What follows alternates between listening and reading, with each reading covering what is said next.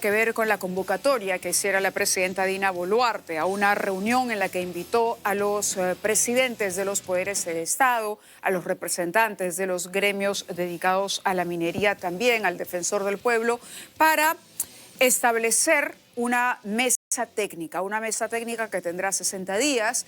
Se dice que la presidenta habría desairado a la fiscal de la Nación porque no la invitó, pero lo concreto es que luego se pronunció el presidente del Consejo de Ministros y más bien trató de limar alguna aspereza y dijo que es una invitación abierta y que quien quiera participar podrá hacerlo, pero vamos, no había una invitación ciertamente cursada con el nombre de la fiscal a participar, a pesar de que la fiscal protestó por ello y dijo que ella era parte justamente de las autoridades que hacen un seguimiento a la fiscalización de la actividad.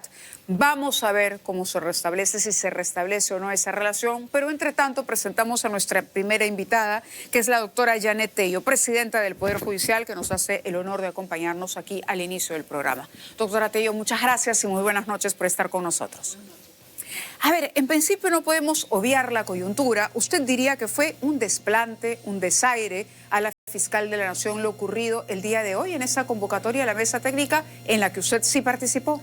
Bueno, entiendo que ha habido una convocatoria que por la urgencia, esta se cursa prácticamente el domingo por la noche y quizás esa urgencia hizo que se dejara a veces de lado en las invitaciones que se hace, las personas que deben estar presentes y que entiendo que esto será superado. Y en cualquier caso, bueno, nosotros no somos los anfitriones y por lo tanto tampoco podría decir más, pero aquí pienso, y es el deseo de tener a todas las entidades presentes, porque este es un tema de política de Estado y ya lo ha dicho el ministro Arana y también la fiscal de la Nación a través de una carta ha mostrado también su deseo de participar. Y lo importante, perdón que le corte, es que nosotros como poder del Estado, como el Poder Judicial, ha considerado también estar presente, no obstante que es una mesa técnica en la que tenemos que intervenir de acuerdo a nuestras competencias y probablemente en algunos ámbitos pues tengamos que esperar a que esto llegue al Poder Judicial, como repito, dentro de lo que corresponde, por ejemplo, a un compromiso muy serio que reafirmamos frente a los hechos que podrían derivar en la violencia, que esperemos que no sea así, o de repente también en sumarnos a esta política de sensibilización de la población frente a lo que consideramos debe ser el respeto por los derechos de los demás. Correcto. Ahora, la pregunta iba mucho más en el sentido justamente de la pertinencia de los invitados. Es decir, si usted considera que al margen de calificar o no esto como un desaire, usted ha dicho que aquí hubo de pronto un apresuramiento debido a que no hubo tiempo para hacer una mejor coordinación, pero ¿cree que es importante escuchar al Ministerio Público en una mesa como esta, que usted ha descrito como técnica? En las mesas de trabajo nos debemos escuchar entre todos y luego sí hacer la distribución de las competencias que correspondan a cada sector, a cada entidad, a cada poder del Estado. Pero vuelvo a la pregunta que no me la contesta. ¿Cree que el Ministerio Público es una parte involucrada, sobre todo por el tema de la fiscalización? Todos estamos involucrados y ella misma ha dado cuenta de todas las acciones que ha venido realizando frente a las movilizaciones. Por ende, perdóneme, la próxima vez que se reúnan, de repente sería interesante escucharla. Sí, entiendo que sí. Bien, ¿de qué trató la reunión el día de hoy? Se ha instalado esta mesa, son 60 días todavía los que van a ustedes a trabajar y usted decía es una mesa técnica. Hay que establecer cuáles son las responsabilidades desde el Poder Judicial, desde el sistema de justicia. ¿Cuál es el aporte que ustedes han hecho en la reunión de hoy? Bueno, en esta ocasión quien ha representado al Poder Judicial es el expresidente doctor Víctor Prado, uno de los jueces decanos del Poder Judicial de la Corte Suprema. Él ha estado presente, dado que en mi caso ya teníamos una agenda evidentemente programada con anticipación porque como presidenta del Poder Judicial tengo una agenda que se maneja desde muchos días antes y también para abordar temas de muchísima importancia para la marcha de la institución. Pero voy a la propuesta de la institución, del poder del Estado, digamos, el Poder Judicial que se ha trasladado a esa en primer lugar ha felicitado y ha saludado esta importante iniciativa de sentar en una mesa de diálogo a todas las entidades involucradas y también a representantes de los señores mineros informales y que tiende pues a trabajarse en distintos ámbitos, proyectos de leyes, derechos laborales, también digamos sentar que los hechos de violencia pueden llevarlos a incurrir en delitos. Y en ese sentido, el Poder Judicial va a participar en ese sentido, o sea, en estos ámbitos de su competencia. Pero ¿no? Básicamente cuando se trata de personas detenidas por el bloqueo de carreteras o en la elaboración incluso de la ley MAPI, de las sanciones, por ejemplo, en el caso de delitos de minería ilegal o que estén involucrados con la actividad ilegal. Claro, minera. Evidentemente el Poder Judicial es quien aplica las leyes, no quien hace las leyes. Ajá. No quien hace las leyes. Sí tenemos participación, opinamos cuando estos proyectos de leyes tienen que ver con el sistema de justicia, con la incidencia en el sistema, en el funcionamiento de nuestra labor. Probablemente cuando esta ley o este proyecto de ley esté terminado, seguramente también nos lo harán, nos convocarán para una opinión desde los gabinetes de asesores jurídicos. De acuerdo. Eso en cuanto a la mesa que se ha instalado el día de hoy. Son varios los temas que había anotado para conversar con usted. Y estaba rescatando declaraciones del doctor Humberto Abanto, abogado de la doctora Patricia Benavides, quien ha señalado que la suspensión, se refirió al momento en que se decide la suspensión, es ilegal y arbitraria. Y ha dicho, el Poder Judicial tomó partido en el conflicto de la Junta Nacional de Justicia.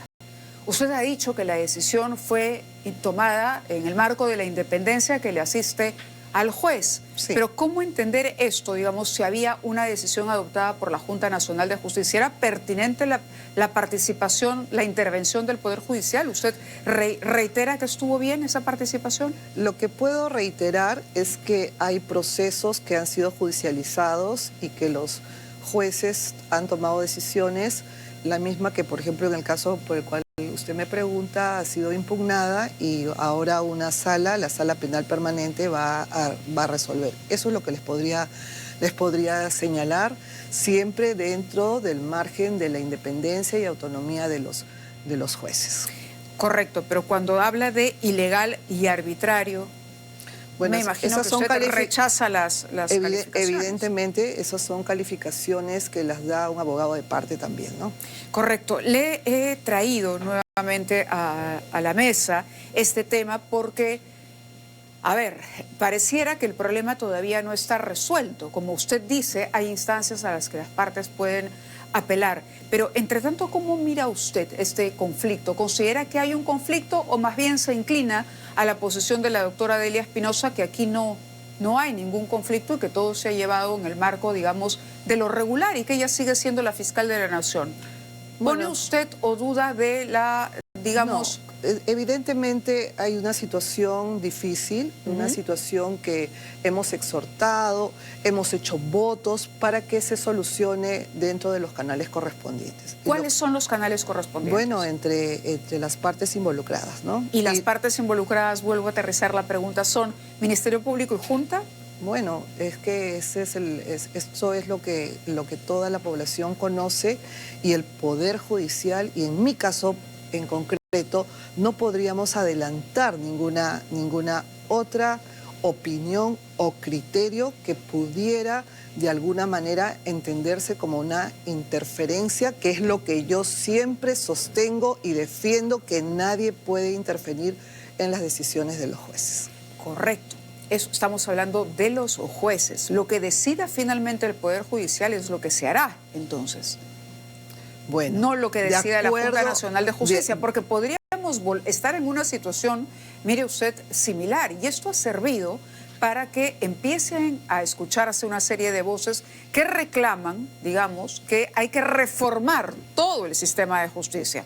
Y cuando hablamos de sistema de justicia no hablamos únicamente de la Fiscalía, hablamos también del Poder Judicial. Bueno, en el caso del Poder Judicial, todo lo contrario, el Poder Judicial está avanzando a pie firme, pasos muy serios en una unidad de los jueces, por lo que significa la optimización del servicio de justicia, está avanzando en lo que es modernización, está avanzando en lo que es acceso a la justicia, y creo que esto es importante que se conozca, porque el Poder Judicial por ningún motivo podría considerarse que está en ninguna crisis.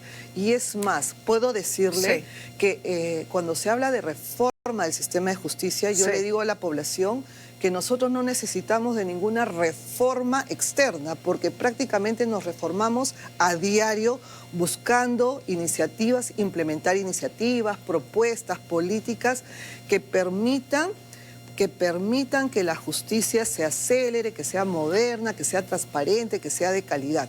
Y eso no nos lo da nadie de afuera, lo trabajamos nosotros desde dentro. Entonces, en ese sentido, permítame no continuar con unas preguntas que no puedo contestar más allá, porque acabo de manifestar que está judicializado. Esperemos cuáles sean las decisiones finales y más bien aprovechemos para que la gente empiece a cambiar su mirada con relación al trabajo de los jueces. Solo por citar un ejemplo, hemos llevado a cabo una campaña de entrega de depósitos judiciales en las cuales los jueces y las juezas han tocado las puertas de los lugares más alejados, en los que las madres han recibido en la mano sus depósitos judiciales de alimentos que no sabían que existía o estaban olvidados o que se habían mudado, no había cómo conseguir la dirección, y sin embargo los jueces y las juezas, en adición a su trabajo, porque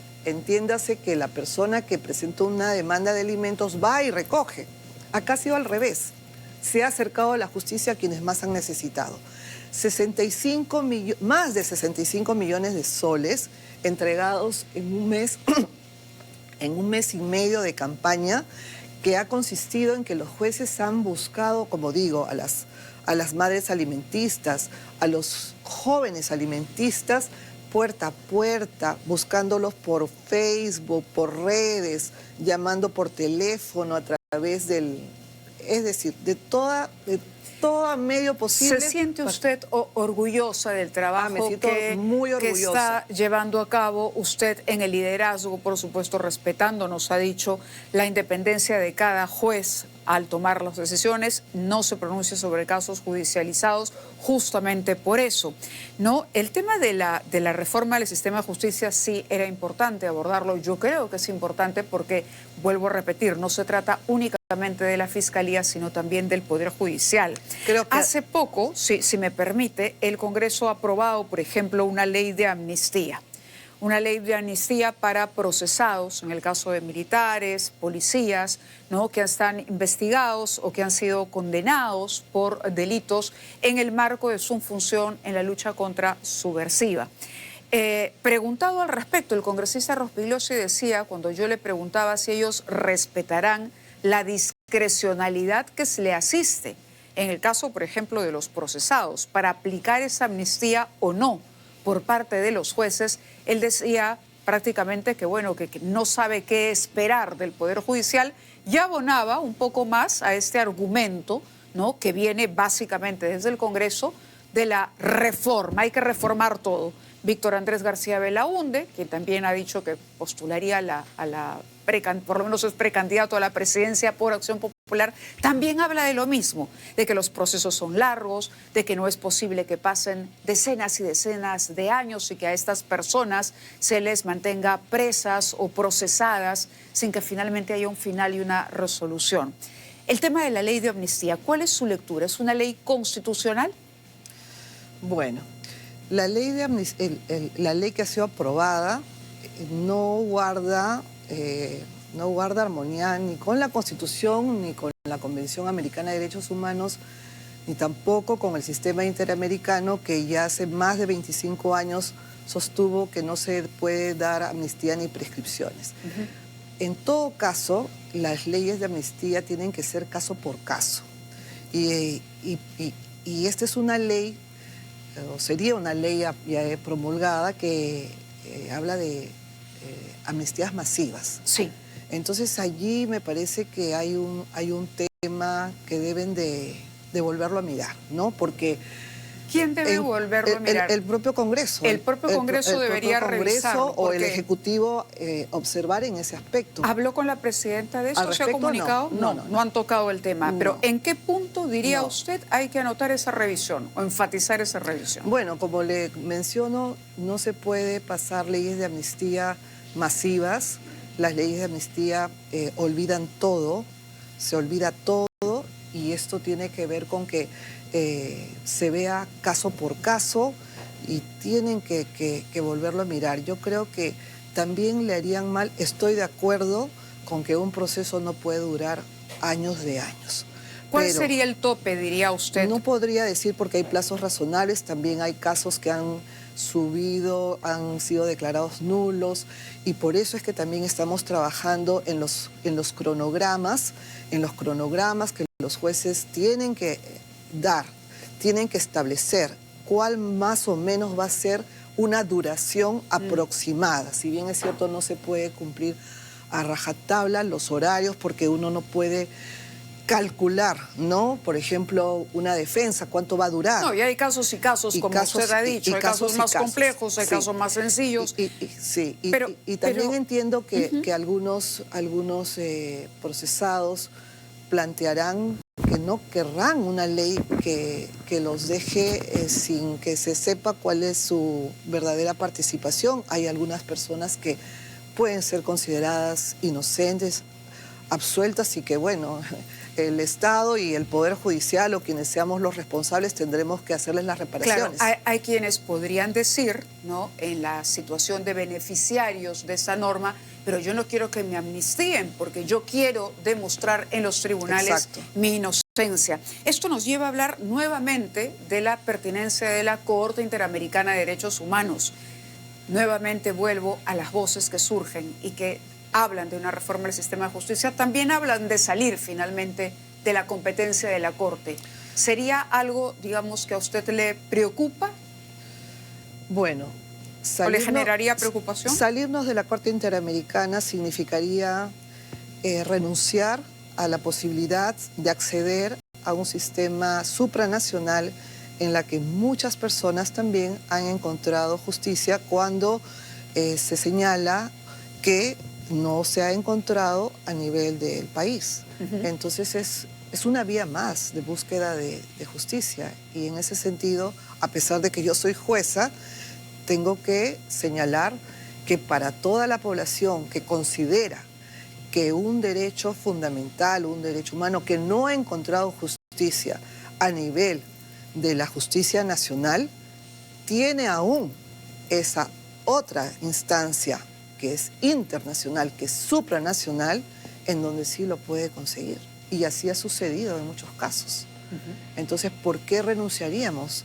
Y además que es parte de un sistema jurídico en el que estamos nosotros ya involucrados y somos parte de este importante sistema. Hay compromisos, hay un acuerdo, hay una palabra del Estado empeñada a someterse justamente y sobre todo a esos tribunales internacionales. Por este efecto que tiene. No encuentro justicia en el país, puedo acudir a otra instancia internacional. Y eso hay que defenderlo, dice usted, y sería peligroso, por lo tanto, eliminar esa posibilidad para quienes creen que agotadas las instancias en el país podrían recurrir, o sea, tener la opción de recurrir a un tribunal internacional. ¿No es para usted una intromisión ideológica, como se ha calificado algunas decisiones de la Comisión Interamericana y de la Corte Interamericana de Derechos Humanos? La posición de la Corte es la aplicación de normas internacionales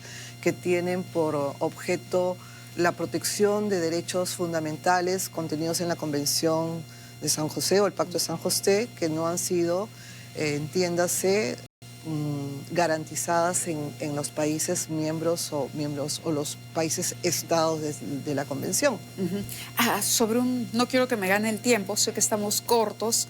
Sí, porque no he podido dar a conocer todos los pasos positivos del Poder Judicial. Bueno, pero sí me ha dicho el tema de los alimentos. Es que hay muchísimo más. Hay las unidades de flagrancia, la modernización, microformas, la oralidad civil que está permitiendo que procesos que duraban 3, 4 años ahora duren 20 días. Eso se tiene que conocer.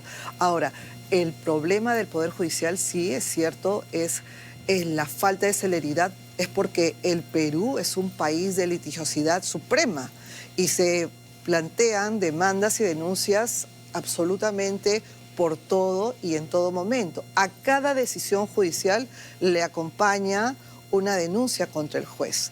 Me decían, yo recibo un cúmulo así, hablaba con una congresista y dije, bueno, es consuelo de tontos, pero en mi caso como presidenta del Poder Judicial y como jueza recibo la misma cantidad o quizás el doble todos los días en mi domicilio.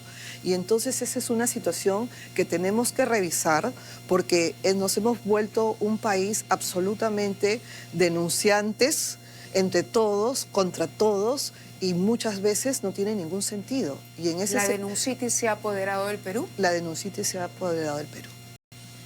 Y entonces utilizan al Poder Judicial no necesariamente con búsqueda de justicia, diría usted, sino para resolver o para amenazar, para otro tipo de objetivos. ¿Cómo analiza, por ejemplo, las denuncias contra periodistas?